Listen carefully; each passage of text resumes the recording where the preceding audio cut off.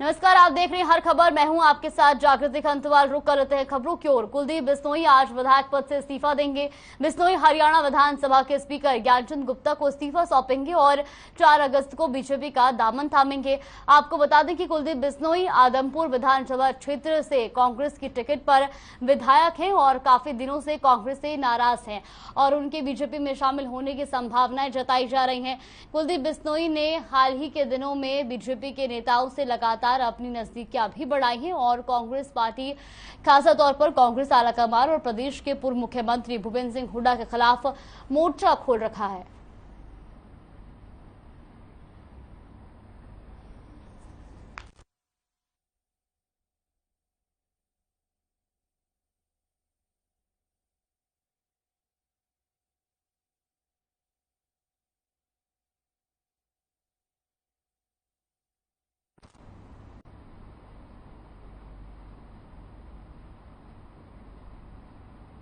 Birmingham में चल रहे कॉमनवेल्थ गेम्स में भारत का डंका बज रहा है। लॉन बॉल्स प्रतिस्पर्धा में पहली बार भारतीय महिला टीम ने गोल्ड जीता है। महिला खिलाड़ी को सीएम मनोहर लाल ने बधाई देते हुए ट्वीट किया। सीएम ने लिखा कि कॉमनवेल्थ गेम्स में भारतीय महिलाएं मिसाल बनी हैं।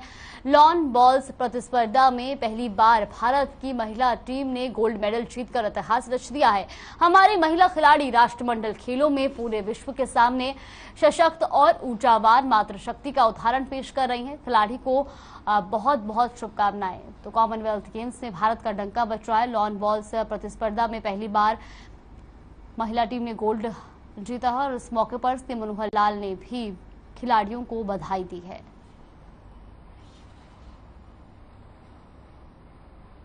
कुरुक्षेत्र पहुंचे पूर्व मंत्री और कांग्रेस नेता अशोक अरोड़ा ने कांग्रेस की गौरव यात्रा के बारे में जानकारी दी।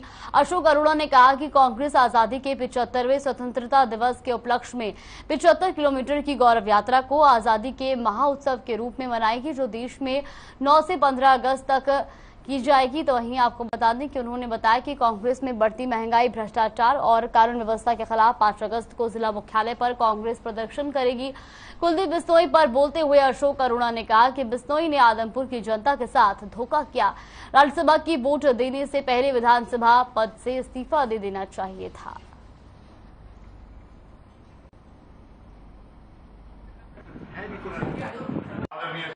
देश आज़ादी का 75वां स्वतंत्रता दिवस मना रहे हैं। 15 अगस्त को हमारी आज़ादी के 75 साल पूरे हो जाएंगे। हमें नाज है अपने देश के शहीदों पर, देश के स्वतंत्रता सेनानियों पर, और नमन भी करते हैं कि जिन लोगों की कुर्बानियों से देश आज़ाद है। और देश आज़ाद होने के बाद देश का संविधान का निर्माण बाबा साहब ने किया। नमन करते हैं उन्हें भी जिन्होंने हमें। हिसार लोकसभा क्षेत्र के सांसद बृजेंद्र सिंह ने खनन क्षेत्र को लेकर केंद्रीय टास्क फोर्स बनाने का आग्रह किया है। मौजूदा संसद सत्र में उन्होंने डीएसपी सुरेंद्र सिंह की नूंह में खनन माफियाओं द्वारा हत्या किए जाने का मामला उठाते हुए कहा कि ऐसी घटनाओं को रोकने के लिए एनआईए की तर्ज पर केंद्रीय टास्क फोर्स गठित की जा सकती है। ये फोर्स अवैध खनन के मामलों को रोकने में कारगर साबित होगी। संसद में बृजेंद्र सिंह ने कहा कि अवैध खनन एक राष्ट्रीय मुद्दा है। ऐसी घटनाएं भविष्य में न घटे, इसके लिए केंद्रीय टास्क फोर्स का गठन बेहद प्रभावी साबित हो सकता है। इससे सरकारी राजस्व के नुकसान के साथ साथ पर्यावरण को होने वाले नुकसान को भी रोका जा सकता है।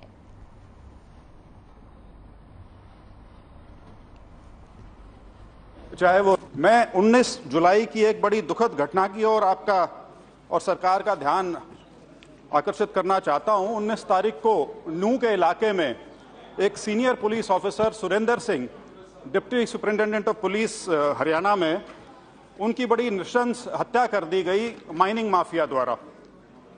मैं मेरी प्रदेश सरकार का आभारी हूं जिन्होंने उसको कॉम्पनसेशन दिया परिवार को और उसमें एक जुडिशियल इंक्वायरी भी ऑर्डर कर दी है।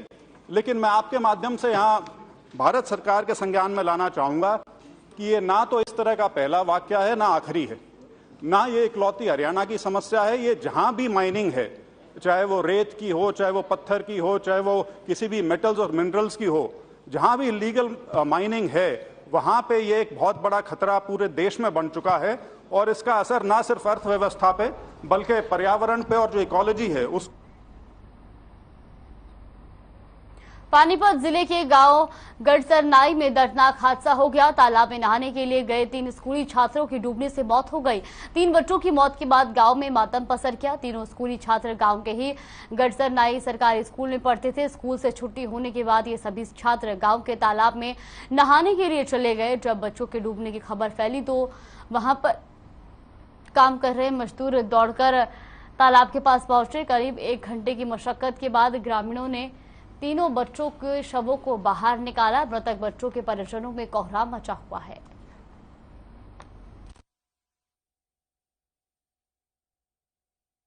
डूब गए थे जिसमें पता लगा मेरे को भी, मैं वहां से जा रहा था तो हमने निकाल लिया। इसमें आधा घंटा सारा लग गया जी काटने में। कितना गहरा है ये? कम से कम बीच में 10 फुट गहरा पा होगा बीच में जी। कितने बच्चे थे? 3 बच्चे थे जी। ये तालाब है, बच्चे छुट्टी होने के बाद बताते हैं कि 3 बच्चे आए हैं और ये तालाब टाइप में खोदा हुआ है, इसमें कोई नहा रहे थे तो 3 बच्चे जो है वो डूब गए इसमें। तो अभी आगे की कार्रवाई की। हांसी में लाठी डंडों से पीटकर और तेज धार हथियार से हमला करके एक युवक की हत्या का मामला सामने आया है।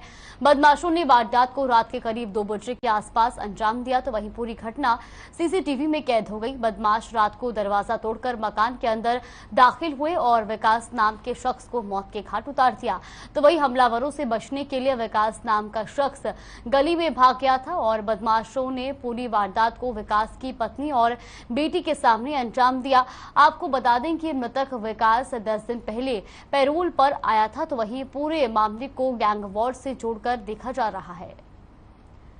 साथ ही आपको बता दें कि विकास पर 20 से ज्यादा मामले भी दर्ज है। सीसीटीवी फुटेज भी आप देख सकते हैं जहां पर किस तरह से जो है बदमाश विकास की पिटाई करते नजर आ रहे हैं, ये आप देख सकते हैं। तो वही पूरी वारदात जो है वो सीसीटीवी में कैद हो गई है, जिसके बाद अब पुलिस ने इस मामले की जांच शुरू कर दी है। तो साथ ही आपको यही बता दें कि बदमाशों ने इस घटना को अंजाम विकास की पत्नी और बेटी के सामने दिया है।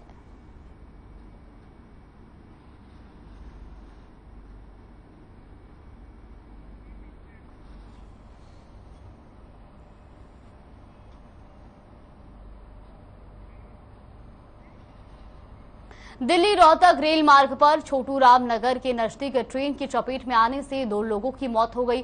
मौके से एक मृतक का किसी अनजान व्यक्ति ने मोबाइल उठा लिया और उसके बाद घर वालों ने जब फोन किया तो उसने कॉल रिसीव करके घटना की जानकारी दी। इसके बाद परिजनों को घटना का पता चला। सूचना मिलने पर पहुंचे रेलवे पुलिस मौके पर पहुंची और शव को कब्जे में लेकर सरकारी अस्पताल भिजवाया। पुलिस ने मामला दर्ज कर जांच शुरू कर दी है। तो यह पूरा मामला बहादुरगढ़ का बताया जा रहा है, जहां ट्रेन की चपेट में आने से 2 युवकों की मौत हो गई। तो वहीं आपको बता दें कि दोनों युवक यूपी के हरदोई के रहने वाले थे और यहां अपने परिजनों के साथ रह रहे थे। अरे घर से चले गए ये लोग ट्रेन पर, लाइन पे।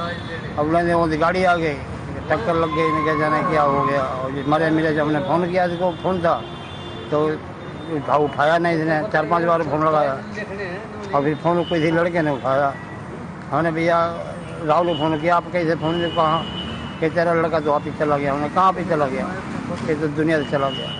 हमने कैसे भैया कहा तो उन्हें बताई मैं कि ट्रेन से कट गया, यहाँ गड्ढे के ऊपर है, देख लो आके आओ। अब हम गए, उसने बता दिया इधर है, इधर हम ढूंढते रहे कि उधर जाओ, बता दिया। अपना नहीं मिला, फोन भी लेके चला गया। तो ट्रेन की चपेट में आने से 2 युवकों की मौत हो गई। वहीं आपको बता दें कि ये दोनों युवक यूपी के हरदोई के रहने वाले थे और दोनों आपस में रिश्तेदार भी थे। तो वहीं ट्रेन की चपेट में आने से इन दोनों युवकों की मौत हो गई और अब पुलिस ने दोनों शवों को कब्जे में लेकर पोस्टमार्टम के लिए भिजवा दिया और पुलिस इस पूरे मामले की जांच में जुट गई है।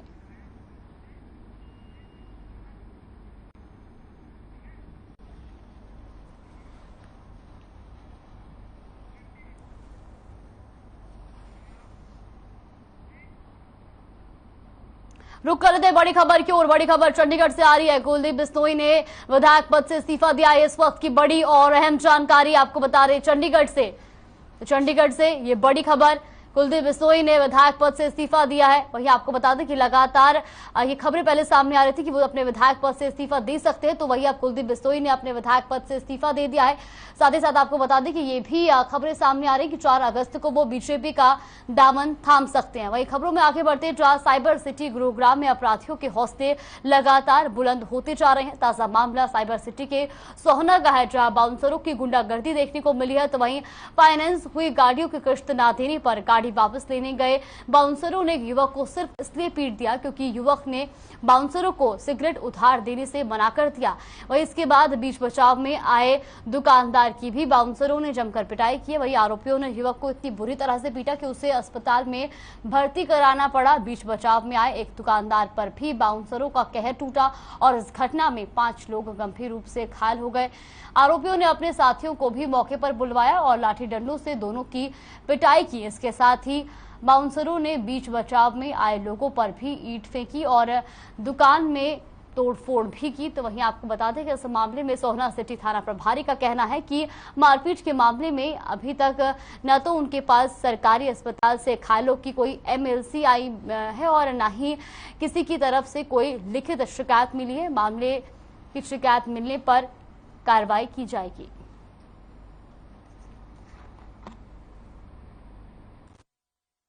मैं टायर पंचर का काम करता हूँ। मैं चुम्बे नंबर 1 पर था। मुझे पता कि झगड़ा हो रहा लग गया। मैं गया बीच बचाव को, मेरे को भी शरीर राड़ों से मारा उन्होंने। बब्बू था और मैं बाई फेस जानते हैं जी वैसे तो उनको जी। अच्छा। हाँ, मेरे को लेफ्ट हैंड में काफी चोटें लगी हैं। नाम नीरज है और ये गाड़ी में आए थे जी और ये आवाज मारने लगे शिषपाल यहाँ आना, और वो कह रहे सिगरेट ले आओ। हमने मना कर दी उधार देने से। फिर वो ये कई गाड़ी में उतर के आए कई बंदे, उन्होंने से दारू पी के पूरे सेट थे। इन्होंने सिगरेट दे मालिक के फलाना ऐसे करने लगे। ये यार्ड के बंदे हैं, ये पूरे इन्होंने बहुत टीम है, ये बहुत पूरे सोना में आतंक मचा रखा है इन्होंने, और पुलिस इनकी कुछ कार्रवाई नहीं करती है। और इन्होंने आए पूरे सामान हमारा कर दिया गले में, पैसे वैसे पूरा मतलब सामान पूरा अब भी ऐसा ही फैला पड़ा है। और बुद्धि पकड़ के चैन सोने की चैन ले गए, पापा की भी ले गए। वक्त तो चला एक छोटे से ब्रेक का। ब्रेक के बाद जल्द हाजिर होंगे खबरों के साथ।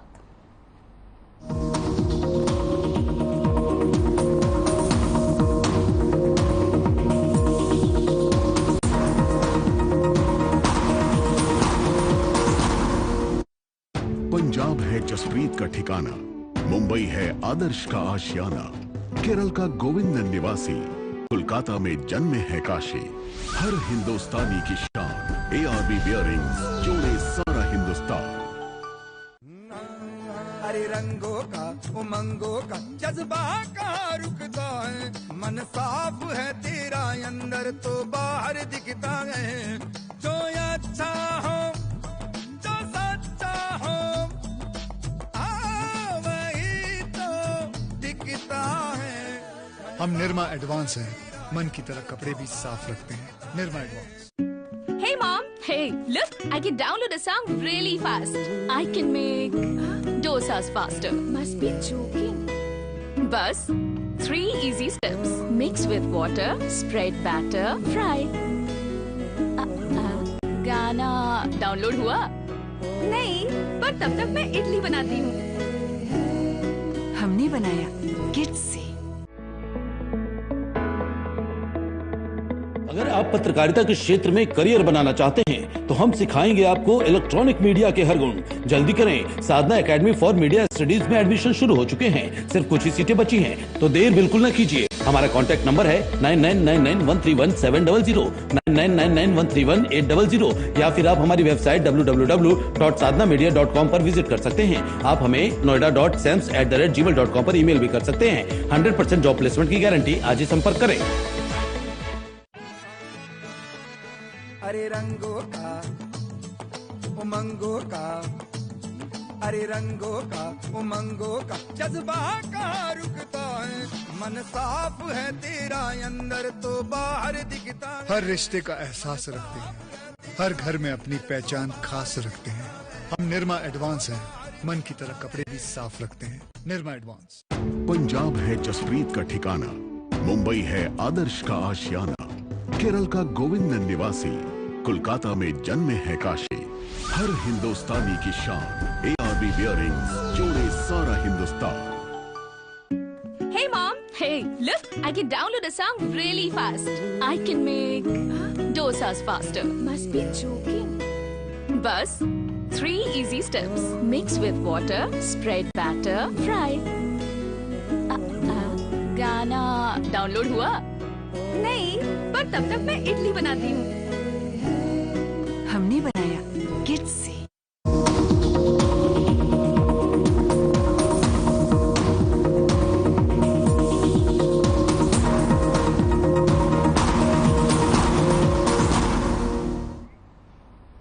ब्रेक के बाद स्वागत है आपका। रुख कर लेते हैं खबरों की ओर। साइबर सिटी गुरुग्राम में सीएनजी की समुचित सप्लाई न होने के चलते सीएनजी संकट गहराने लगा है। दरअसल पेट्रोलियम मंत्रालय पॉलिसी के तहत सीएनजी सप्लाई को रिवाइज किया जाता है, लेकिन इस बार सीएनजी सप्लाई की डिमांड को रिवाइज नहीं किया गया, जिसके चलते साइबर सिटी में सीएनजी संकट गहराता जा रहा है। सीएनजी की सप्लाई कम होने से सीएनजी वाहन चालकों के लिए मुसीबत खड़ी हो गई है।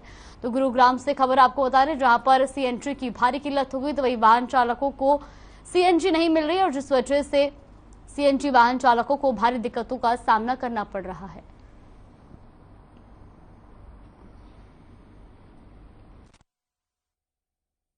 हाँ सर, ये तो 5 बजे के बाद सीएनजी बंद हो जाती है। दिक्कत है कि सवारी लोग से पैसे मांगते हैं तो पैसे नहीं देते हैं, सीएनजी महंगा पड़ रहा है। और दूसरा नंबर क्या है कि सर परेशानी बहुत झेलना पड़ता है। हम ऑटो वाले को बहुत दिक्कतें से चलना पड़ता है रास्ते में। नहीं सर, इसके लिए करके सर मुझे सवेरे मतलब कि 5 बजे से पहले सीएनजी भरना होता है, ताकि सीएनजी बंद ना हो जाए तो हम लोग को दिक्कत आ जाती है। अंबाला में national federation of postal appliance ने प्रेस कॉन्फ्रेंस की और ये प्रेस कॉन्फ्रेंस सरकार के उस फैसले के खिलाफ की गई जिसमें सरकार ने फैसला लिया कि 15 अगस्त को डाकघर बचत योजना को आईपीपीबी लिमिटेड को सौंपा जाएगा। एनएफपीई के प्रधान नरेश गुप्ता ने सरकार के फैसले को जनता के साथ धोखा करार दिया। उन्होंने कहा कि 4 अगस्त को लंच टाइम में डाक विभाग के कर्मचारी प्रदर्शन करेंगे, 10 अगस्त को एक दिन की सांकेतिक हड़ताल करेंगे और जीपीओ से सदर बाजार पोस्ट ऑफिस तक रैली निकालकर लोगों को जागरूक करेंगे। तो अंबाला से खबर आपको बता रहे हैं, जहां पर एनएफपीई ने प्रेस कॉन्फ्रेंस किया, तो वही डाकघर बचत योजना को लेकर चिंता जाहिर करते हुए उन्होंने कहा है कि 10 अगस्त को सांकेतिक हड़ताल करेंगे।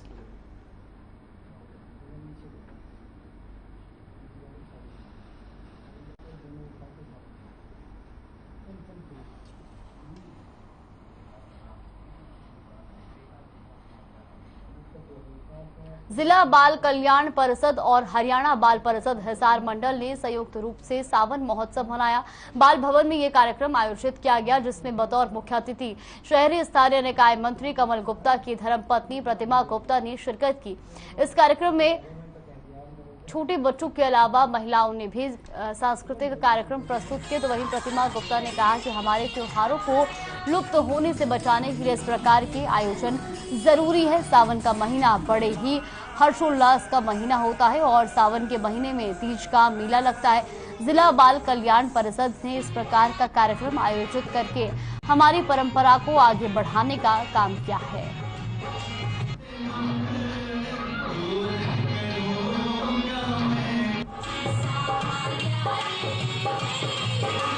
बाल भवन हर वर्ष की तरह से अब की बार भी सावन महोत्सव मनाया जा रहा है। इसमें हमने बच्चों की प्रतिमा को आगे लाने के लिए और अपनी हरियाणवी संस्कृति को जीवित रखने के लिए और सावन के त्यौहार को मनाने के लिए अपने पर्व को हर एक बच्चे तक पहुंचाने के लिए, क्योंकि आधुनिक युग है, सभी बच्चे अपने त्योहारों को भूले बैठे हैं। कोई मोबाइल में चल रहा है, कोई आईटी में चल रहा है, परंतु त्योहारों के बारे में उनको नॉलेज नहीं है। हिसार के नेशनल हाईवे 52 पर स्थित बाड़ो पट्टी प्लाजा पर 31 जुलाई को पुलिस और किसानों में हुई धक्का मुक्की ने नया मोड़ ले लिया है, जिसको लेकर पुलिस प्रशासन और किसानों के बीच बैठक हुई। बैठक में डीएसपी कप्तान सिंह ने अपनी गलती मानी और इस दौरान डीएसपी कप्तान सिंह ने खेद जताया। वहीं 4 अगस्त को होने वाली महापंचायत स्थगित कर दी गई है और प्रशासन ने किसानों पर दर्ज हुए मुकदमे वापस करने का आश्वासन दिया है। तो हिसार से खबर आपको बता रहे, जहां पर पुलिस और किसानों में धक्का मुक्की हुई थी, तो वहीं पुलिस और किसानों ने इस पूरे मामले को लेकर आपस में बैठक की और जिसमें डीएसपी कप्तान सिंह ने अपनी गलती मांगनी है और अपनी गलती पर खेद भी जताया है।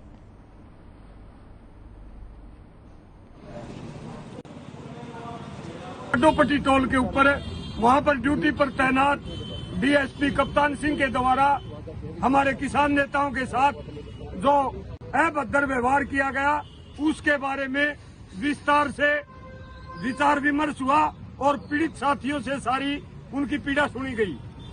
तमाम बातें सुनने के बाद पंचायत में फैसला हो गया, यानी कि राजीनामा हो गया और डीएसपी साहब ने अपने किए हुए के ऊपर आत्मग्लानि महसूस।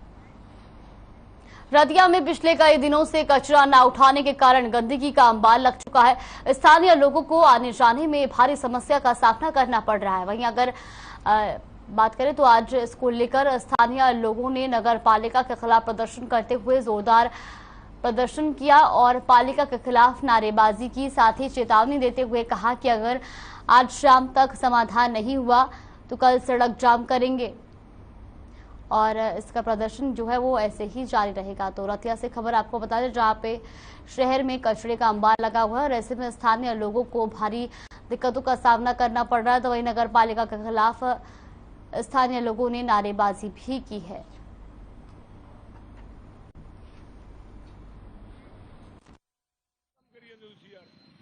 बीस दिनों से यहाँ जितना भी शहर का कूड़ा यहीं गिरे जाते हैं, सारे शहर का कूड़ा यहाँ आता है। यहाँ कोई ना कोई सिपाही आता है, ना कोई कर्मचारी आता है। हमने खुद अपने जेब में से पैसे लगाकर इसको वो किया था। हम कल को इसके लिए कोई ना कोई कार्य करेंगे, यहाँ या तो धरना लगाएंगे या इसके लिए हम कोई ना कोई रोड जाम करेंगे। 10-12 दिन हो गए जी जब से ये इलेक्शनों के समाप्ति हुई है, उसके बाद से यहाँ से कोई गंदगी उठा रही है। हमने पहले भी मैंने और राम ने 10-15 हज़ार पन्नों खर्च करके यहाँ सफाई करवाई थी, मंदिर बनवाया था। चलो भाई गंद ना फेंकेंगे लोग। सारे मोहल्ले वाले आते हैं, जो नगर पालिका के कर्मचारी हैं, जो जिनकी छुट्टी है वो 50-50 घर से लेते हैं यहाँ गंद फेंक के। आजादी के अमृत महोत्सव अभियान के तहत बल्लभगढ़ के एसडीएम त्रिलोक चंद ने स्थानीय लोगों के साथ बैठक कर झंडा वितरण कार्यक्रम का शुभारंभ किया और बताया कि हर राशन डिपो पर झंडा मिलेगा। बैठक में बल्लभगढ़ विधानसभा के सभी पार्षद और गणमान्य लोगों ने शिरकत की। तो बल्लभगढ़ से आपको खबर बता रहे, जहां पर अमृत महोत्सव की तैयारियों को लेकर बैठक की गई। तो वही एसडीएम ने इस बैठक की अध्यक्षता की और जहां पर झंडा वितरण कार्यक्रम का शुभारंभ किया गया।